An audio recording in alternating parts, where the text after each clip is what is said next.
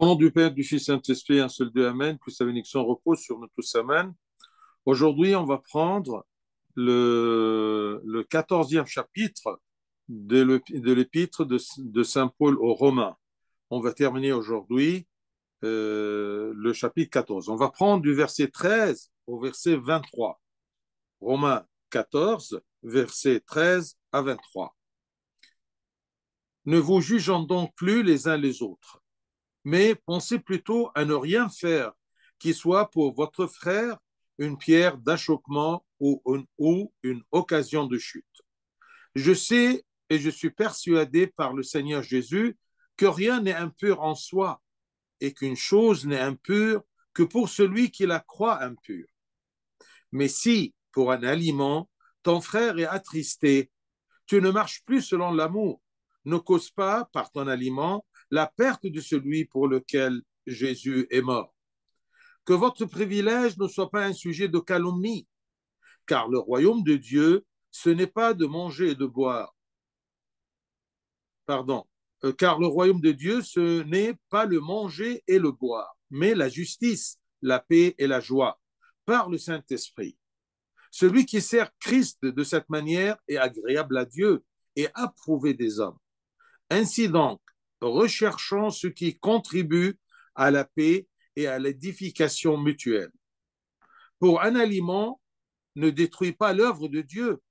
À la vérité, toutes choses sont pures, mais il est mal à l'homme, quand il mange, de devenir une pierre d'achoppement. Il est bien de ne pas manger de viande, de ne pas boire de vin, et de s'abstenir de ce qui peut être pour ton frère une occasion de chute, de scandale ou de faiblesse. Cette foi que tu as, garde-la pour toi devant Dieu. Heureux celui qui ne se condamne pas lui-même dans ce qu'il approuve. Mais celui qui a des doutes au sujet de ce qu'il mange est condamné, parce qu'il n'agit pas par conviction.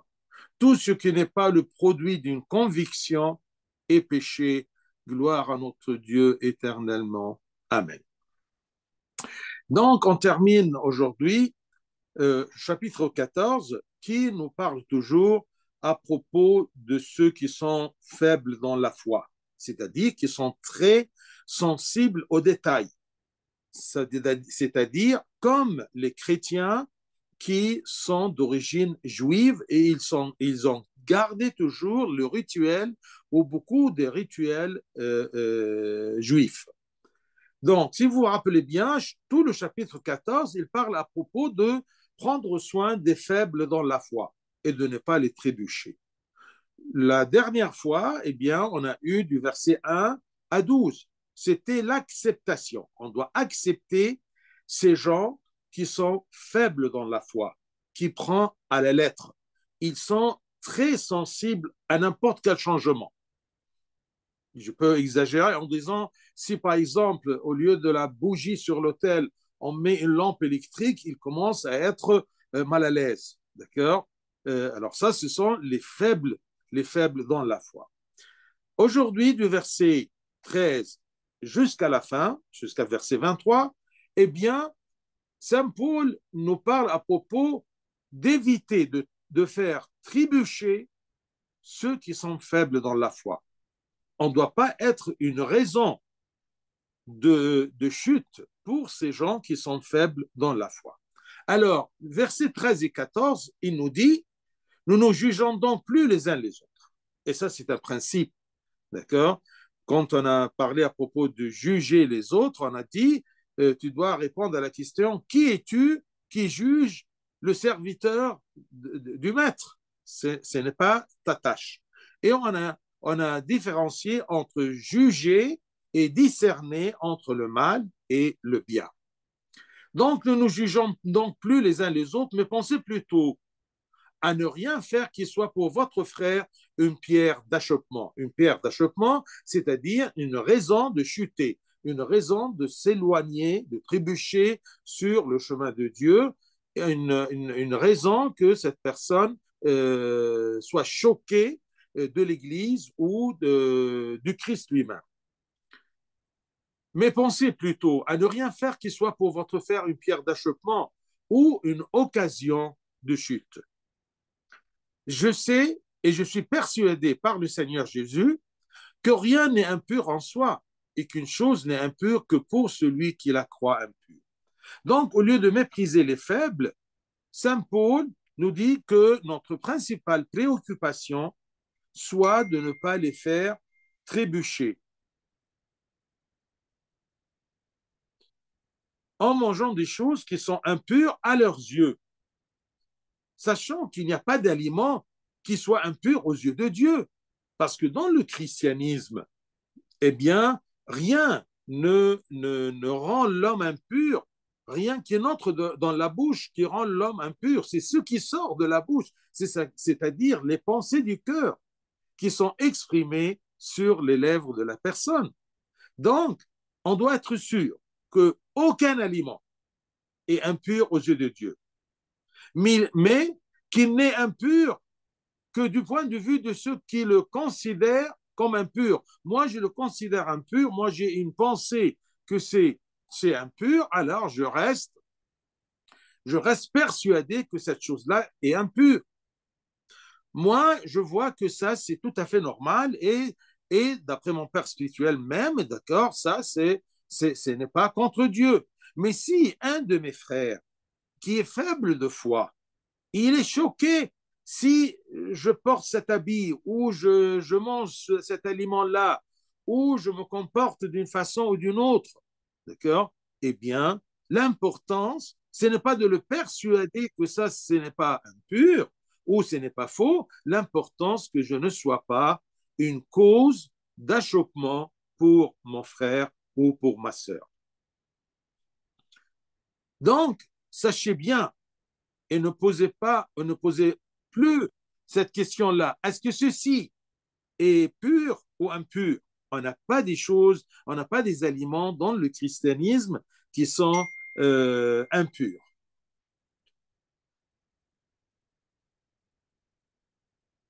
D'accord. Sachant qu'il n'y a pas d'aliment qui soit impur aux yeux de Dieu, mais qui n'est impur que du point de vue de ceux qui le considèrent comme impur, c'est-à-dire du point de vue de ceux qui sont faibles dans la foi. Ensuite, versets 15 et 16. Mais si, pour un aliment, pour un petit détail, pour un aliment, ton frère est attristé, ou il est pensif, ou il est choqué, tu ne marches plus selon l'amour. Si tu l'aimes, ne sois pas une raison d'attrister ton frère. Tu ne marches plus selon l'amour. Ne cause pas par ton aliment et par ta pensée, qui est juste aux yeux de Dieu, d'accord? Eh bien, ne cause pas la perte de celui pour lequel Christ est mort. Là, vous voyez la valeur.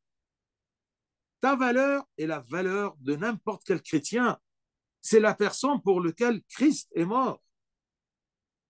Donc, si la loi d'aimer les autres est la plus haute degré dans la loi de l'Église et la loi de Dieu, alors nous ne devrions pas adhérer à des aliments ou à des choses qui attristent notre frère faible dans la foi. Ce frère-là, malgré qu'il est faible en foi, il est précieux pour Dieu, parce que Dieu, il est mort pour lui et pour nous tous. C'est bien que tu regardes les gens comme vraiment, d'accord, les bien-aimés de Dieu. Et si tu es serviteur de Dieu, tu vas garder toujours ces gens-là sur le bon chemin. Ne sois pas une raison de les faire égarer du chemin de Dieu, ce Dieu qui les a aimés et qu'il est mort. Il les a aimés jusqu'au point qu'il est mort pour eux. C'est pourquoi, pour l'amour de Dieu, ne mangez pas en présence de cette personne faible. D'accord? Si ce que je fais, il trébuche ou il fait trébucher mon frère, eh bien, ne le faites pas. Et ne le faites pas trébucher, de peur qu'il ne doute de vous et ne vous prenne pour un pécheur. Il est faible de foi. Mais aux yeux de Dieu, je ne suis pas pécheur. Mais parce qu'il est faible, il me juge de cette façon-là, par amour. D'accord? Je veux me priver de ces choses banales, un aliment ou un habit ou une habitude, d'accord, tout simplement pour ne pas le choquer. Disant que vous n'êtes pas bon, ah, bien sûr, quand il vous voit comme ça, il va vous considérer comme pécheur.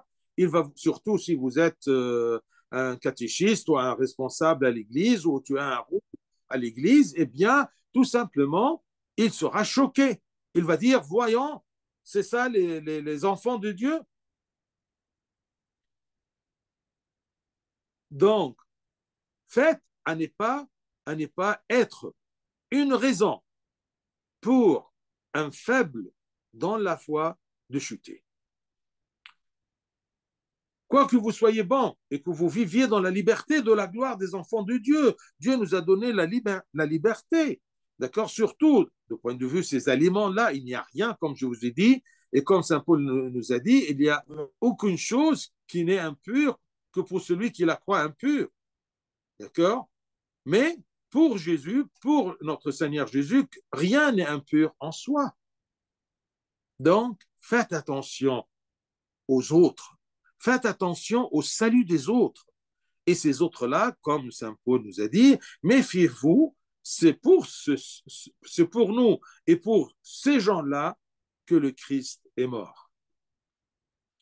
Donc, si vous êtes lié à l'Église ou si vous êtes serviteur à l'Église, vous devez prendre soin de ceux qui sont loin et qu'ils rapprochent doucement et ne pas faire devant eux des choses, devant eux, des choses qui pourraient les mal comprendre. Ils vont mal comprendre ce que vous faites, malgré que vous avez une bonne conscience. Mais faites attention à vos frères faibles dans la foi.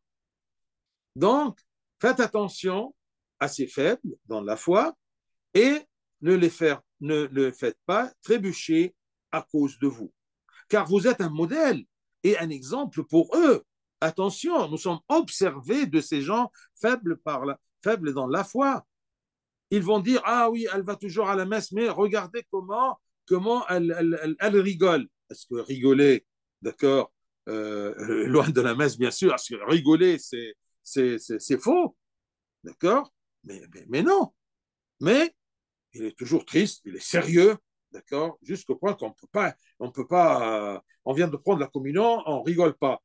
Et au contraire, nous sommes heureux et rigoler. Tant que je rigole d'une façon où il n'y a pas de mots qui ne conviennent pas, d'accord, eh bien, ce n'est pas grave.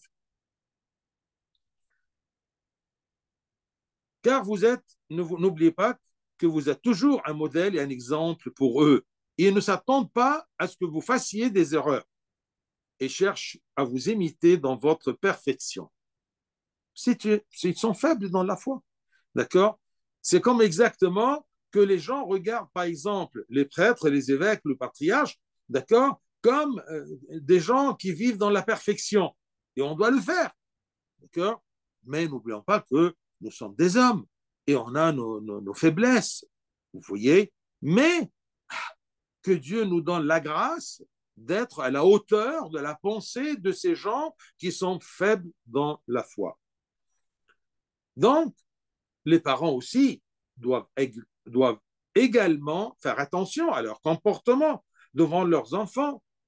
Si tu es catéchiste aujourd'hui, eh bien, faites attention, d'accord, à votre comportement. Vous voyez, parce que vous êtes observé. Et si vous êtes jeune aujourd'hui, demain vous serez des parents, eh bien, dès maintenant, on vous dit, faites attention. Ayez toujours l'habitude d'être à la hauteur des pensées de ces faibles dans la foi pour ne pas les faire trébucher.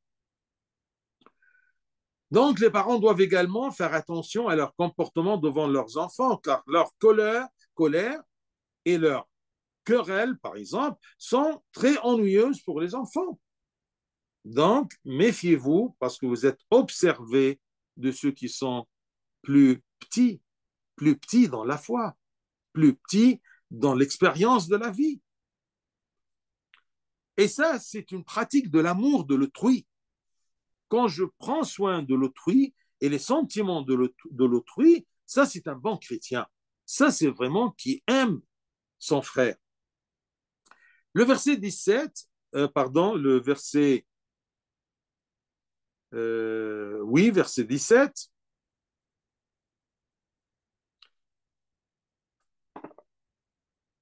Car le royaume de Dieu, ce n'est pas de manger, le manger et le boire, mais la justice, la paix et la joie par le Saint-Esprit. Parce que le royaume de Dieu qui est en nous et que nous vivons avec Christ est essentiellement amour, faire attention aux autres, joie et paix. Il n'est pas juste que nous soyons préoccupés par des discussions ou des obstacles liés au manger et au boire. Et c'est ça le verset 16 aussi, que votre privilège ne soit pas un sujet de calomnie.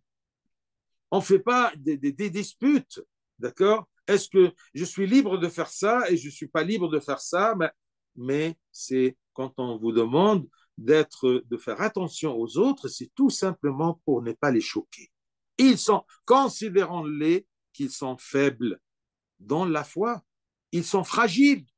Eh bien, d'accord, je vais prendre pas des sujets qui ne sont pas essentiels, d'accord, et je les rends des sujets de discussion et de calomnie, d'accord, dans l'Église. L'Église n'a-t-elle pas instauré de longs jeûnes tout au long de l'année pour nous protéger de la préoccupation de la nourriture et pour nous accorder davantage de choses célestes? Donc, ne vous intéressez pas à ces détails nutritifs, d'accord? Mais ne soyez pas, à cause de votre façon de manger, de votre pensée qu'il n'y a rien qui est impur, d'accord? Ne soyez pas une raison de choc, d'accord, pour les autres. Car le royaume de Dieu, ce n'est pas le manger et le boire, mais la justice, la paix et la joie. Et ceci par le Saint-Esprit qui nous donne à chercher toujours la justice et la paix et la joie.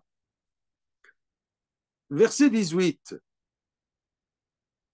Celui qui sert Christ de cette manière est agréable à Dieu, de cette manière de ne pas choquer les autres, de penser toujours à ses faibles, de les accepter. Celui qui sert Christ de cette manière est agréable à Dieu et approuvé des hommes. Parce que quand tu fais attention à ce faible-là, ce faible, il va t'aimer. Il va te mettre toujours dans un grade très élevé pour lui. Tu es un exemple pour lui. Il t'observe pour t'imiter. Donc faites attention à ça. Sers le Christ d'une manière agréable à Dieu. Est-ce que si tu cherches ton droit comme enfant de Dieu libre, d'accord, est-ce que tu oublies la fragilité de tes frères? Et bien sûrement, ça ne sera pas agréable à Dieu. D'accord? Si tu es fort, si tu as une profondeur dans ta façon d'adorer Dieu, d'accord? Et il y a des détails à laquelle tu n'intéresses pas, auxquels tu ne t'intéresses pas. N'oublie pas qu'il y a des yeux qui te regardent.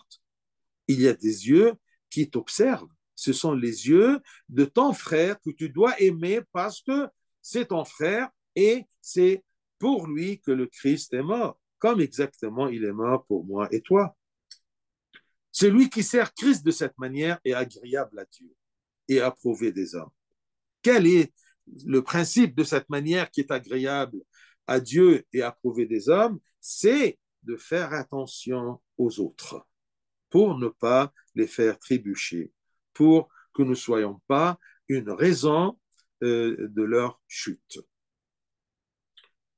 Verset 19. Ainsi donc, recherchons ce qui contribue à la paix et à l'édification mutuelle. Je dois chercher à l'édification de l'autre comme l'autre va chercher à mon édification. Moi, je dois chercher la paix dans l'Église et entre mes frères, sur tous les domaines, que ce soit la famille, que ce soit mes amis, mes connaissances, mon école, mon travail, mon Église.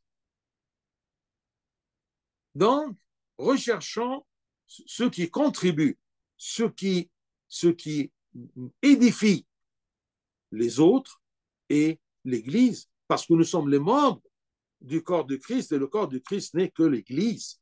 Nous sommes membres dans ce corps unique de Christ qui est l'Église. Car le royaume de Dieu, je répète le verset 17, car le royaume de Dieu, ce n'est pas le manger et le boire, mais la justice. Qu'on soit justifié aux yeux de Dieu, qu'on aide les uns les autres pour être justifiés aux yeux de Dieu. La justice, la paix. Comment voulez-vous adorer le Christ roi de la paix si nous ne sommes pas en paix avec nous-mêmes et avec les autres? Et la joie par le Saint-Esprit. Ainsi donc, recherchons ce qui contribue à la paix et à l'édification mutuelle. C'est pourquoi il est bon que nous ne nous occupions pas de choses qui ne profitent pas à l'Église, parce que l'Église, c'est le corps du Christ, mais que nous travaillions et veillions avec toute diligence à établir la paix entre les membres de l'Église et à prévenir les divisions.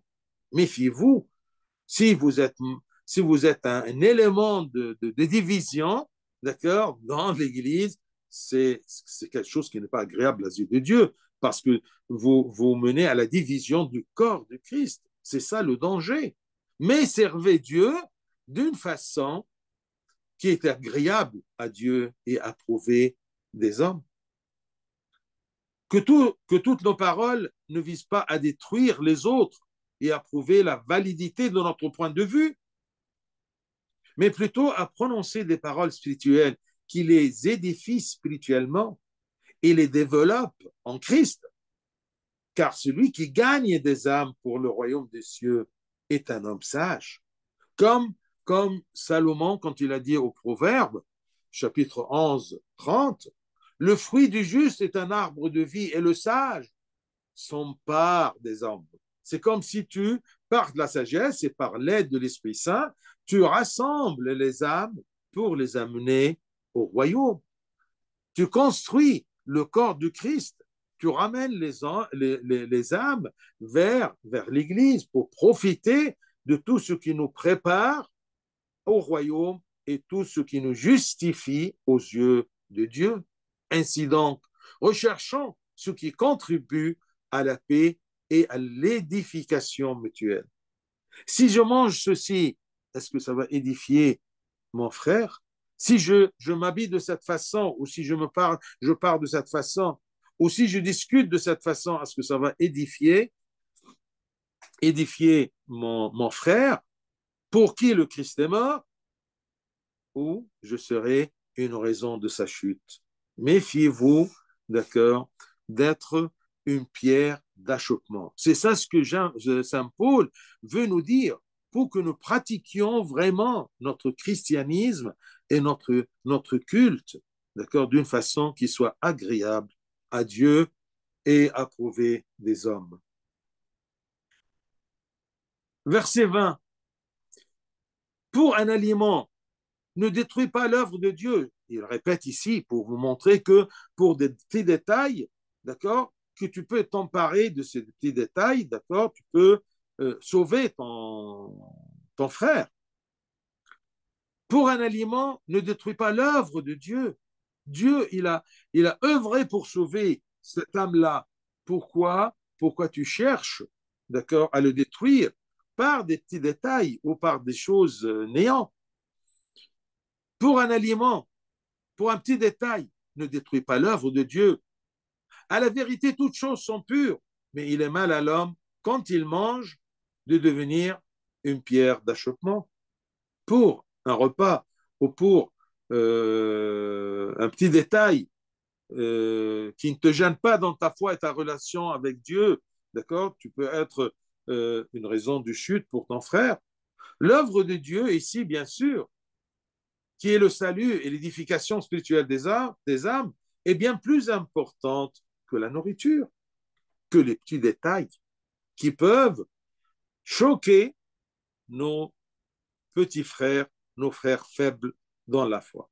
Il n'est pas bien de détruire l'œuvre de Dieu pour manger librement et faire trébucher ton frère, car ce serait une mauvaise action de ta part et tu deviendras mauvais aux yeux de Dieu.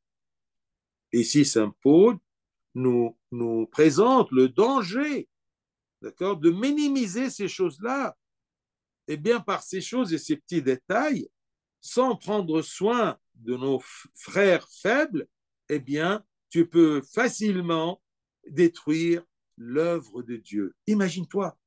Bien sûr, Dieu, il a ses moyens, d'accord, de sauver ce faible, mais pourquoi deviens-tu une raison d'achoppement pour les faibles? Donc, il n'est pas bien de détruire l'œuvre de Dieu pour manger librement et faire trébucher ton frère, car ce serait une mauvaise action de ta part et tu deviendras mauvais aux yeux de Dieu. Verset 21. Et il est bien de ne pas manger de viande, de ne pas boire de vin et de s'abstenir de ce qui peut être pour ton frère une occasion de chute, de scandale ou de faiblesse. Qui est plus important? Que tu manges un peu de viande et ce qui choque ton frère, d'accord? Ou de ne pas manger pour que tu ne sois pas une raison de chute pour ton frère. Il est préférable pour toi de ne pas manger de viande, de ne pas boire de vin, ni de quoi que ce soit qui puisse faire trébucher ton frère, que ce soit une règle. D'accord? Moi, je suis profond dans ma foi, d'accord?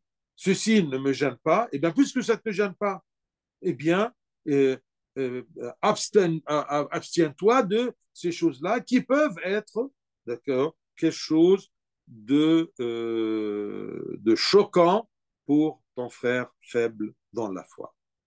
Il est préférable pour toi de ne pas manger de viande, de ne pas boire de vin, de ne pas s'habiller de cette façon, d'accord, de ne pas se comporter ainsi, d'accord, pour protéger la foi faible de mon frère. Et si tu prends soin de ton frère faible dans la foi, eh bien, il va avoir confiance en toi et tu pourras facilement l'amener, d'accord, à un niveau plus fort, plus profond dans la foi.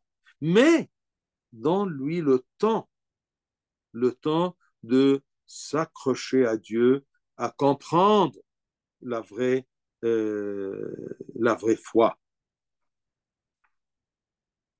Verset 22, cette foi que tu as, garde-la pour toi devant Dieu.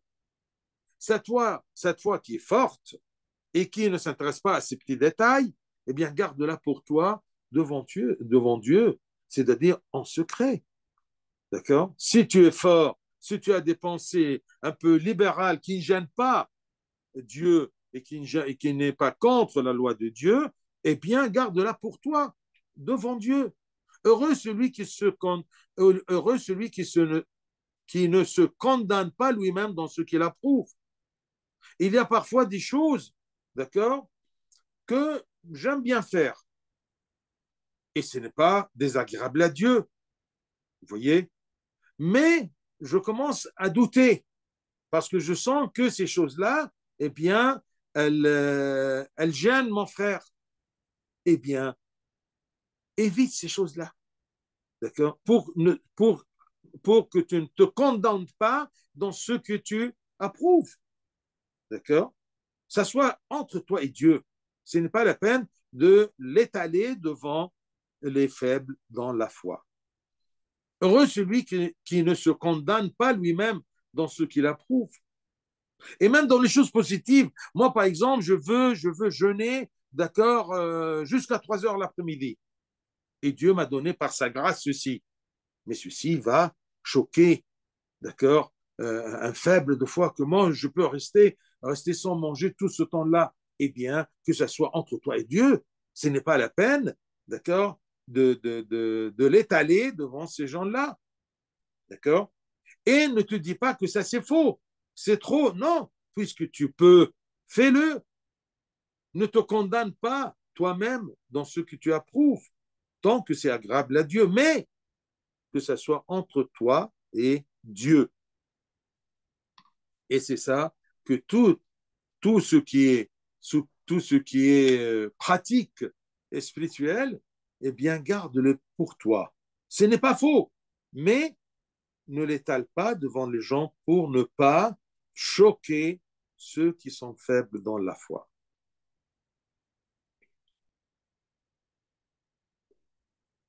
Vous me direz, bien, à propos de ce verset 22, mais je crois que cet aliment n'est pas impur.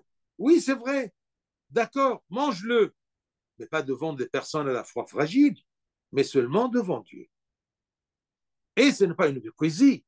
Non, au contraire, on a expliqué maintenant que ça, c'est pour aider et ne pas trébucher, faire trébucher ton frère qui est faible dans la foi. Mange-le, mais pas devant les personnes à la foi fragile, mais seulement devant Dieu. Ainsi, ta conscience sera apaisée et ne te reprochera pas d'avoir mangé ce que tu considères comme bon et non impur. C'est bien. J'aimerais bien que vous souligniez ceci. Heureux celui qui ne se condamne pas lui-même dans ce qu'il approuve. Est-ce que tout ce que tu approuves est agréable aux yeux de Dieu? Ça, c'est une bonne question. Bien, si c'est agréable, donc ne te condamne pas. Mais si quelque chose qui n'est pas bien, qui n'est pas agréable aux yeux de Dieu, eh bien, évite-le. Heureux celui qui ne se condamne pas lui-même dans ce qu'il approuve. Moi, je prends toujours l'exemple de l'habit, surtout pour les filles. D'accord? Moi, j'aime bien mettre cette robe-là ou ce pantalon-là. Mais il y a des gens qui seront très sensibles à ça. Ils seront choqués. Eh bien, je ne le mets pas.